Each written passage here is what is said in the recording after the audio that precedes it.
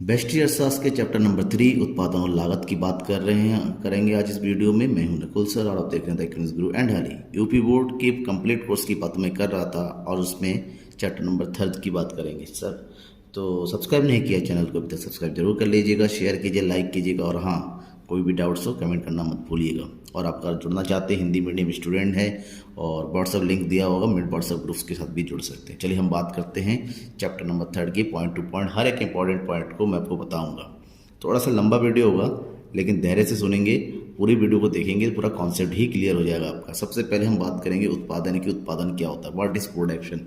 उत्पादन एक्चुअली में एक आर्थिक क्रिया होती है। एक ऐसी आर्थिक क्रिया होती है जिसमें एक उत्पादक किसी भी वस्तु की उपयोगिता और उसके मूल्य में वृद्धि करता है। उपयोगिता और मूल्य में वृद्धि करना ही उत्पादन है। नॉर्मली लोग कहते हैं किसी वस्तु का बनाना, लेकिन मैं आपको बता दूं, एक इकोनॉमिक्स के अकॉर्डिंग मनुष्य कभी भी किसी वस्तु का निर्माण नहीं कर सकता। मनुष्य जो है प्रकृति से जो भी वस्तु मिलती है उस वस्तु के रूप में परिवर्तन करता है, आकृति में परिवर्तन करता है, जिससे उसकी उपयोगिता बढ़े, जिससे उसके मूल्य में वृद्धि हो। उस क्रिया को ही उत्पादन कहते हैं। जैसे एक नाई होता है, एक नाई बाल काटता है और बाल काट के आपसे 40 रुपये ले लेता है, तो वो नई वस्तु तो नहीं बना रहा है, लेकिन उसने उपयोगिता बढ़ा दी, उसके जो है मूल्य की वृद्धि हुई, 40 रुपये कमा लिए, तो उसने 40 रुपये का उत्पादन किया। ऐसे में प्रोफेसर एच स्मिथ ने कहा था कि उत्पादन एक प्रक्रिया है जिससे वस्तु की उपयोगिता का सृजन होता है। यानी कि वस्तु की उपयोगिता बढ़ जाती है और उपयोगिता बढ़ाने का ही मूल्य होता है, जिसे हम उत्पादन कहते हैं। उत्पादन की अगर बात करें, यहाँ पर 3 प्रकार के उत्पादन होते हैं उत्पादन की अवधारणा में, ठीक है ना। कुल उत्पादन, सीमांत उत्पादन और औसत उत्पादन। कुल उत्पादन को कहते हैं टोटल प्रोडक्शन, सीमांत उत्पादन मार्जिनल प्रोडक्शन, औसत उत्पादन एवरेज प्रोडक्शन।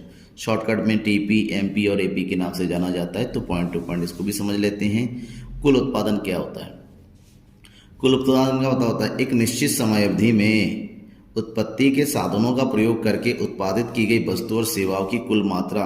जितने भी आपके पास साधन है उत्पत्ति के, उन साधनों का प्रयोग करके आपने जितनी भी वस्तुओं का या फिर जितनी भी सेवाओं का उत्पादन किया है, उसका जो कुल योग होता है, उसका टोटल मात्रा, फुल क्वांटिटी को हम कुल उत्पादन कहते हैं। ठीक है ना। ध्यान में ये रखना है कि यहाँ पर उत्पादन को हम 2 कैटेगरी में कैलकुलेट कर सकते हैं। कुल उत्पादन यानी कि TP equal to summation MP, जितने भी सीमांत उत्पादन सबका योग कुल उत्पादन के बराबर होता है। या फिर औसत उत्पादन को परिवर्तनशील लागत की, परिवर्तनशील साधनों की मात्रा से मल्टीप्लाई करने के बाद कुल उत्पादन प्राप्त होता है। यहाँ पर एल का यूज़ किया है। एल का मतलब होता है परिवर्तनशील लागत की कुल इकाइयाँ। नेक्स्ट टर्म जो है सीमांत उत्पादन। क्या है सीमांत उत्पादन? परिवर्तनशील साधन की एक अतिरिक्त इकाई में वृद्धि से कुल उत्पादन में जो वृद्धि होती है उस इकाई को सीमांत उत्पादन कहते हैं। आपने जितना ही प्रोडक्शन किया है उससे अगर एक ज़्यादा प्रोडक्शन करना है, तो साधन का प्रयोग कर रहे हैं, तो उससे जितना ही प्रोडक्शन होगा उसे सीमांत उत्पादन कहते हैं। मान लीजिए आपने पहले 2 साधनों का उपयोग करके आपने 30 इकाइयों का उत्पादन किया है। अब आपने तीसरी इकाई का प्रयोग किया, आपकी टोटल इकाइयाँ कितनी होगी? 20। तो आपने तीसरी बार से कितना उत्पादन किया? 20 इकाइयों का। इस 20 को हम कहते हैं एमपी यानी कि सीमांत उत्पादन। सीमांत उत्पादन निकालने का फार्मूला होता है MPN equal to TPN minus TPN minus 1, यानी कि कुल उत्पादन की जिस यूनिट का हमें सीमांत उत्पादन निकालना है उसमें से, उस कुल उत्पादन से एक पहली वाली उत्पादन को माइनस कर देना होता है। या फिर हम यहाँ पर फार्मूला यूज करते हैं delta P upon TP upon delta L equal to MP. Next term की हम बात करते हैं, वो है औसत उत्पादन। औसत उत्पादन क्या है? परिवर्तन साधन की प्रति इकाई उत्पादन को औसत उत्पादन कहते हैं। जितने भी साधन हैं उन साधन की जो है प्रति इकाई उत्पादन की मात्रा को औसत उत्पादन कहा जाता है। और इसको कैलकुलेट करने के लिए एक फार्मूला यूज़ करते हैं, और जो ये फार्मूला है AP equal to TP by L, यानी कि टीपी क्या है? कुल उत्पादन। कुल उत्पादन को परिवर्तनशील साधन से हम क्या कर देते हैं? भाग कर देते हैं, तो जो भी मात्रा मिलता है उसे औसत उत्पादन कहते हैं। औसत उत्पादन के बाद हम इसको और पढ़ते हैं, वेरी इंपॉर्टेंट टर्म, उत्पादन फलन। बहुत पूछा जाता है एग्जाम में उत्पादन फलन के बारे में। क्या होता है उत्पादन फलन? उत्पादन के साधनों, यानी कि जो भी उत्पादन के साधनों कहते हैं, जिसको हम इनपुट भी कह सकते हैं, ठीक है ना। जितने भी इनपुट्स यानी कि उत्पादन के जितने भी साधन हैं और उस साधनों का प्रयोग करके जो उत्पादन होता है, तो साधनों और उत्पादन के बीच के जो संबंध होता है, फिजिकल रिलेशन होता है उसको हम उत्पादन फलन कहा जाता है। ध्यान में ये रखना है, कभी भी उत्पादन के साधन और उत्पादनों के बीच आर्थिक संबंध नहीं होता है, यानी कि ये धन की बात नहीं करता है, ये लागत की बात नहीं करता, ये केवल मात्रा की बात करता है कि कितना साधन प्रयोग किया, उन साधनों की मात्रा का प्रयोग करके कितना उत्पादन हुआ, इस चीज़ की बात करता है उत्पादन फलन। और ये उत्पादन फलन तकनीकी संबंध को बताता है। उत्पादन के साधन, जो उत्पादन फलन के जो उत्पादन के साधनों की बात करते हैं उसके दो प्रकार होते हैं।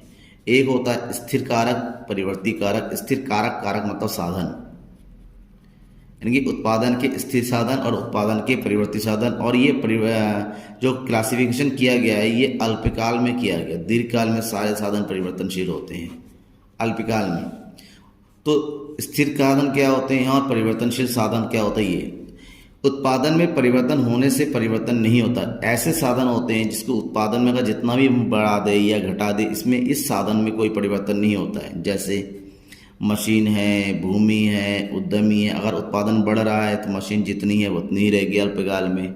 घट भी रहा है तभी मशीन को हम घटा नहीं सकते। उसी प्रकार से भूमि है, उसी प्रकार से उद्यमी है। जबकि इसका उल्टा होता है परिवर्ती लागत, यानी कि परिवर्तनशील कारक। परिवर्तनशील कारक ऐसे कारक होते हैं जो उत्पादन के बढ़ने के साथ साथ इसमें भी परिवर्तन होता रहता है। अगर उत्पादन में वृद्धि करना है परिवर्तनशील साधनों में बढ़ाना पड़ेगा, और अगर घटाना है तो परिवर्तनशील साधनों में भी कमी हो जाएगी। इस प्रकार से उत्पादन फलन के दो प्रकार होते हैं। एक होता है अल्पकालीन उत्पादन फलन और दूसरा होता है दीर्घकालीन उत्पादन फलन।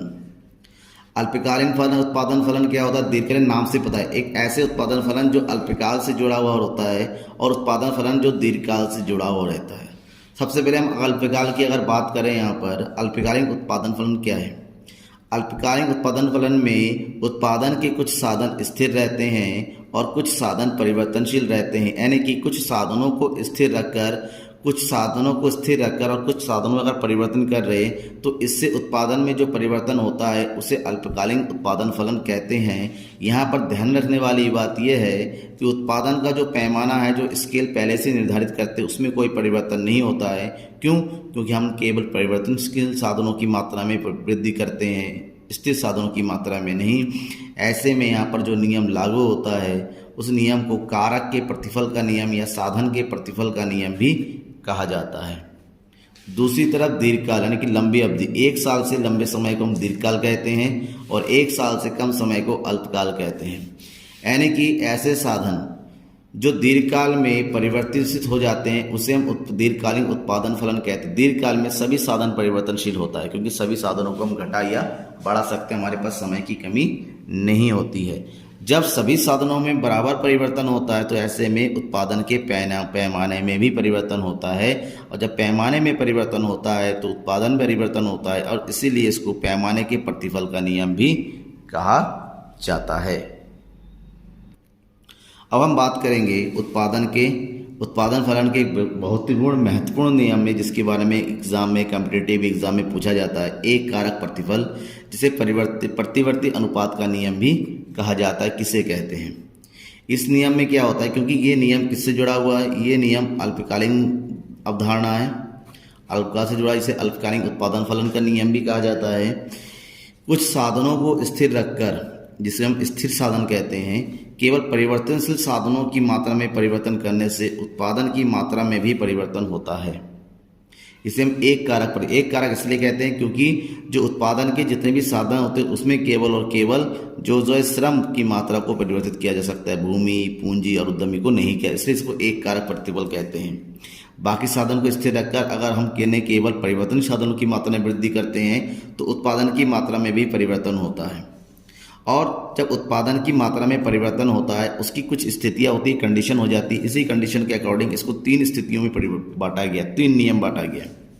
बढ़ते प्रतिफल या फिर उत्पत्ति वृद्धि नियम, समान प्रतिफल या फिर उत्पत्ति समता नियम, और घटते प्रतिफल यानी कि उत्पत्ति ह्रास नियम। इन तीनों नियमों के बारे में थोड़ा थोड़ा पढ़ लेते हैं ताकि हमें कन्फ्यूज़न ना रहे कि है क्या। सबसे पहले हम बात कर लेते हैं बढ़ते प्रतिफल का नियम।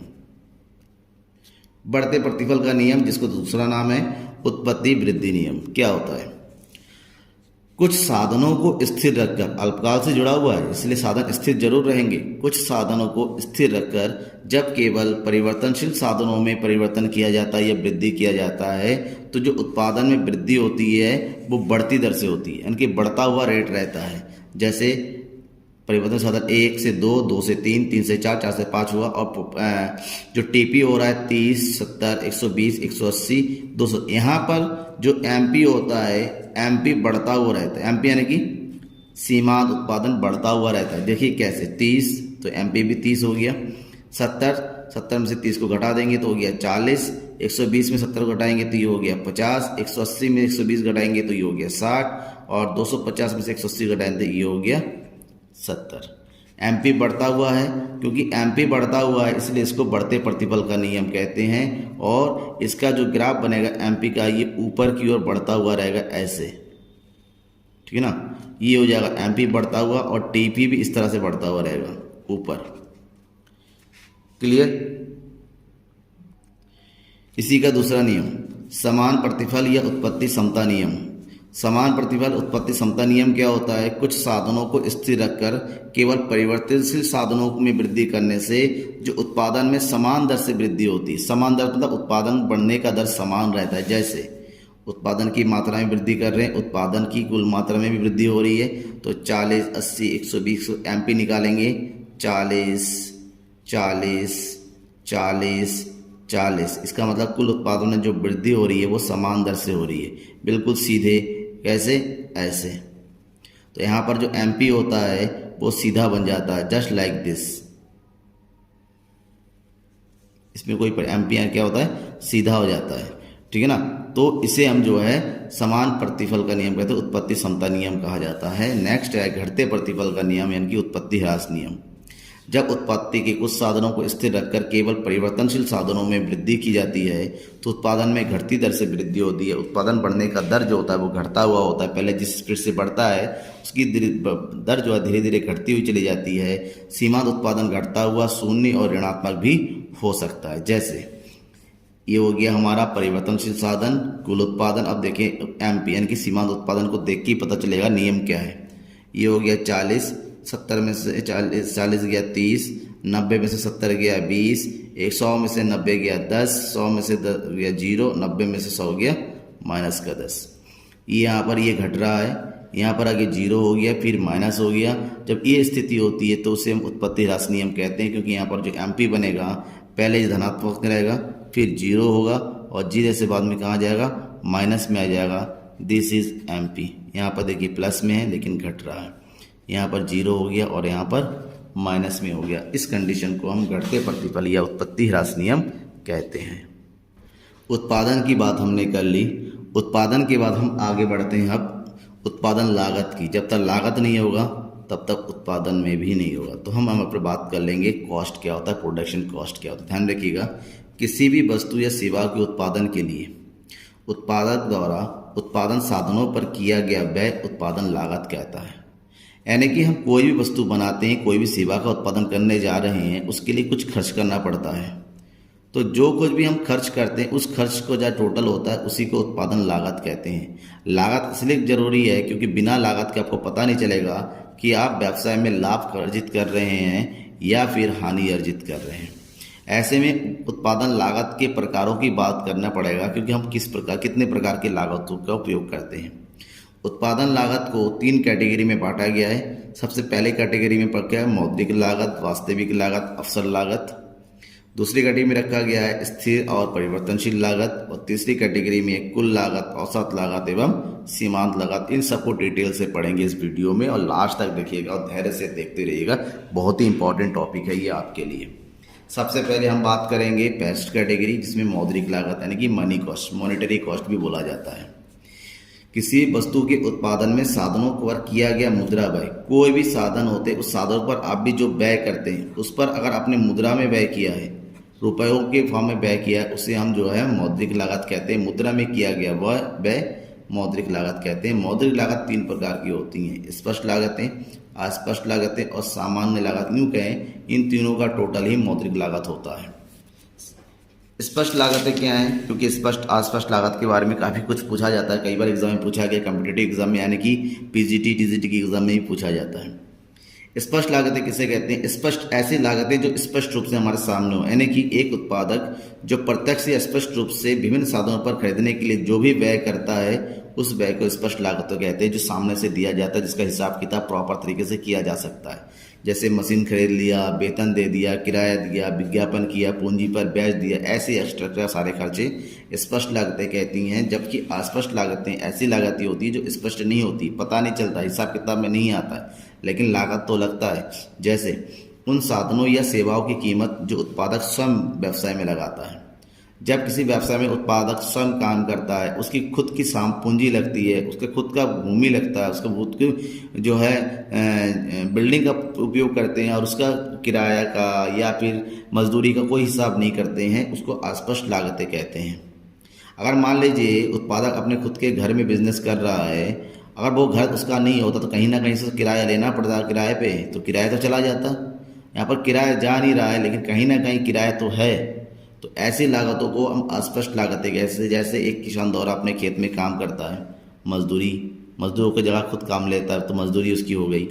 स्वयं की पूंजी पर ब्याज, एक दुकानदार जो अपने खुद के पैसा दुकान में लगाता है, दूसरे से लेके आता, ब्याज देना पड़ता, खुद का पैसा लगाया तो उसका हिसाब किताब नहीं करता है, ठीक है ना। स्वयं के मकान का किराया जो होता है जिस पर बिजनेस करता है, ऐसे जो कितने भी खर्चे होते हैं जिसका हिसाब किताब नहीं रखा जाता उसे अस्पष्ट लागतें कहते हैं। सामान्य लाभ क्या होता है? सामान्य लाभ, लाभ की वो न्यूनतम मात्रा जो हर स्थिति में उद्यमी को प्राप्त होनी चाहिए, उसे हम सामान्य लाभ कहते हैं। देखिए वैसे तो ये लाभ है, अब बात करेंगे लागत में क्यों पड़ रहा है। प्रत्येक उत्पादक या प्रत्येक दुकानदार ये चाहता है कि उसका कुछ लाभ जो है मिनिमम हो। अगर वो लाभ वो नहीं कमा पाता है तो वो बिजनेस में नहीं रह पाएगा। तो ऐसे लाभ को सामान्य लाभ कहा जाता है, जो कि लागत के अंतर्गत रखा जाए, क्योंकि अगर उसने वो लाभ नहीं कमाया तो उसका बिजनेस बंद हो जाएगा। तो इन तीनों को मिला के जो मौद्रिक लागत कहते हैं, मौद्रिक लागत इन तीनों का टोटल होता है। जैसे स्पष्ट लागतें, अस्पष्ट लागतें और सामान्य लाभ, तीनों का टोटल ही होता है मौद्रिक लागत। उसके बाद दूसरे आता है वास्तविक लागत। वास्तविक लागत जो वास्तव में खर्च होती है, जिसमें मौद्रिक लागत भी शामिल है, वे उन सभी कष्टों का, प्रयत्नों का या त्याग का मूल्य जो किसी वस्तु के उत्पादन के लिए उठाने पड़ते हैं। एक वस्तु को निर्माण के लिए आपको काफ़ी मेहनत करनी पड़ती है, काफ़ी परिश्रम करना पड़ता है, चाहे वो लेबर हो, आपको त्याग करना पड़ता है, इंतज़ार करना पड़ता है। इन सब का जो भी मूल्य होता है, इन मूल्य का टोटल वास्तविक लागत कहते हैं। यहाँ पर प्रत्यक्ष और अप्रत्यक्ष रूप से जो भी कुछ खर्चा होता है, जैसे परिश्रम का मूल्य खर्चा होता है, चाहे पैसे में हो चाहे पैसे में नहीं हो, इन सब का टोटल वास्तविक लाभ होता है। और लास्ट है अवसर लागत। अवसर लागत का मतलब होता है मुद्रा की वह मात्रा जो साधन की कोई इकाई अपने सर्वश्रेष्ठ वैकल्पिक प्रयोग को प्राप्त कर सकती है, अवसर लागत कहते हैं। जैसे आपके पास दो जॉब है, ए और बी। आप पहले जॉब में 10,000 रुपये महीना कमा रहे थे, आप एक जॉब और है जहाँ पर 15,000 रुपये महीना आपको मिल सकता है, तो आप क्या करेंगे? अवसर लागत यहाँ पर क्या है कि अगर ये वाला जॉब आपको मिल गया तो आपको 5,000 रुपये का क्या होगा? फ़ायदा होगा, लेकिन यहाँ पर ये वाला जॉब छोड़ना पड़ेगा। तो सर्वश्रेष्ठ विकल्प का उपयोग करना, उसके बीच का जो अंतर होता है, एक के लिए दूसरे को त्याग करना होता है, उसी त्याग के मूल्य को हम क्या कहते हैं? अवसर लागत कहते हैं। यानी 10,000 रुपये छोड़ना पड़ेगा 5,000 को पाने के लिए, तो इसे हम अवसर लागत कहते हैं। अब हम लागत की दूसरी कैटेगरी की बात करेंगे। लागत को दो कैटेगरी में बांटा गया है, स्थिर लागत और परिवर्तनशील लागत, fix cost and variable cost. स्थिर लागत कहते क्या है? उत्पादन के जो भी स्थिर साधन होते हैं, उन स्थिर साधनों पर जो भी व्यय किया जाता है उसे हम स्थिर लागत कहते हैं। ध्यान में ये रखना है कि अल्पकाल में स्थिर लागत में कोई परिवर्तन, स्थिर साधनों में कोई परिवर्तन नहीं होता है, उसको ऐसे ही रखा जाता है चाहे उत्पादन हो या ना हो। ऐसे में स्थिर लागतों में भी कोई परिवर्तन नहीं होता है। स्थिर लागत उत्पादन के घटने या बढ़ने से भी कोई किसी प्रकार का परिवर्तित नहीं होता है। जैसे अपने मशीनों पर जो व्यय करना है, आपने जो भूमि लिया उसका आपको दुकान चले ना चले किराया देना पड़ेगा, मैनेजर रखा है उसका किराया देना, उसको वेतन देना पड़ेगा, फर्नीचर खरीदना पड़ेगा, ये सब व्यय उत्पादन के घटने या बढ़ने से इस पर कोई फर्क नहीं पड़ता, इसे हम स्थिर लागत कहते हैं। दूसरी ओर परिवर्तनशील लागत, प्रोफेसर मार्शल ने इसको प्रमुख लागत या प्रधान लागत भी कहा जाता है, क्योंकि ये लागत लगेगा तभी बिजनेस आगे बढ़ेगा। ये ऐसी लागत होती है जो कि उत्पादन की मात्रा में परिवर्तन होने से परिवर्तित होती रहती है। यानी कि उत्पादन की मात्रा में परिवर्तन होने से जो लागत परिवर्तित होती है उसे परिवर्तनशील लागत कहते हैं। यहाँ पर ध्यान में ये रखना है कि अगर आपका उत्पादन नहीं होता है, जीरो होता है, तो परिवर्तनशील लागत भी जीरो हो जाता है। जैसे मजदूरों का वेतन हो गया, कच्चा माल हो गया, ईंधन हो गया आदि। ये दो प्रकार की लागत। उसके बाद आते हैं हम नेक्स्ट कैटेगरी में लागत की। यहाँ पर लागत को 3 कैटेगरी में बांटा गया है। कुल लागत टीसी, औसत लागत एसी, सीमांत लागत एमसी यानी कि मार्जिनल कॉस्ट। कुल लागत के 2 प्रकार होते हैं, तो 2 भाग होते हैं, ठीक है ना। कुल स्थिर लागत और कुल परिवर्तनशील लागत। कुल स्थिर लागत को टीएफसी कहते हैं, कुल परिवर्तनशील लागत को टीवीसी। शॉर्टकट याद रखना जरूरी है, कैलकुलेशन में जरूर। औसत लागत एसी यानी कि औसत स्थिर लागत एएफसी और औसत परिवर्तनशील लागत एबीसी। अब पॉइंट टू पॉइंट हर एक के बारे में थोड़ा सा पढ़ लेते हैं। सबसे पहले पढ़ते हैं कुल लागत यानी कि टोटल कॉस्ट टीसी। किसी भी वस्तु के उत्पादन के लिए उस उत्पादन पर जो भी व्यय करना पड़ेगा उनका सम टोटल, यानी कि जो किसी वस्तु उत्पादन पर सभी इकाइयों के उत्पादन में जितना भी आप व्यय करेंगे उन सभी व्ययों का मूल जो है कुल लागत कहलाता है। इस प्रकार उत्पादन में वृद्धि के साथ साथ कुल लागत में भी वृद्धि होती है। आपका उत्पादन जितना ज़्यादा बढ़ेगा उत्पादन की लागत भी बढ़ती चली जाएगी।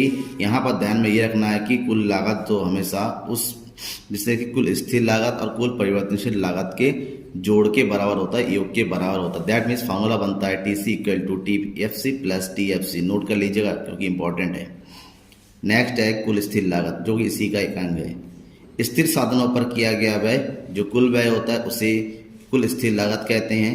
अल्पकाल में टीएफसी में कोई परिवर्तन नहीं होता है, इसलिए टीएफसी का जो ग्राफ होता है हमेशा सीधा स्ट्रेट बनता है, एक्स एक्सिस के पैरेलल में बनता है। और यहाँ पर टीएफसी कैलकुलेट करने के 2 फार्मूले होते हैं, TFC equal to TC minus TFC. कुल लागत में कुल परिवर्तनशील लागत को माइनस कर देते हैं, या फिर औसत स्थिर लागत में को उत्पादन की मात्रा से मल्टीप्लाई करके हम ज्ञात कर सकते हैं। नेक्स्ट है कुल परिवर्तनशील लागत। ऐसे साधन जो उत्पादन के परिवर्तन के साथ साथ जो है बढ़ता या घटता रहता है उसे हम परिवर्तनशील लागत कहते हैं। और उत्पादन के कुल परिवर्तनशील साधनों पर किया गया व्यय ही कुल परिवर्तनशील लागत होता है, जिसको शॉर्टकट में बोलते हैं टीवीसी, टोटल वेरिएबल कॉस्ट। ठीक है ना। टोटल वेरिएबल कॉस्ट जैसे जैसे उत्पादन की मात्रा बढ़ती चली जाती है इसमें वृद्धि होती रहती है, इसलिए ऊपर की ओर चढ़ता हुआ रहता है, ऐसे बढ़ता हुआ रहेगा। और यहाँ पर टीवीसी निकालने का फार्मूला होता है TVC equal to TC minus TFC, या फिर दूसरा फार्मूला होता है TVC equal to TVC multiply by Q. फार्मूले को आपको ध्यान में रखना है। उदाहरण के लिए हम तीनों को अगर एक साथ समझना चाहे, अगर हमारे टीएफसी जैसा कि मैंने अभी बताया टीएफसी में कोई परिवर्तन नहीं होता, जैसे पहले यूनिट में लास्ट तक वही रहता है 2020। जैसे जैसे उत्पादन की मात्रा में वृद्धि चली जाती है जो टीवीसी में वृद्धि होती चली जाती है। और इन दोनों का जो टोटल होता है वो टीसी होता है, जैसे 20 और 0 20, 40, 60, 80, 100, 140 एंड 220। अब इसके वजह से संबंध देखिए, टीएफसी स्थिर है, टीवीसी वृद्धि हो रही है तो टीसी बढ़ रहा है।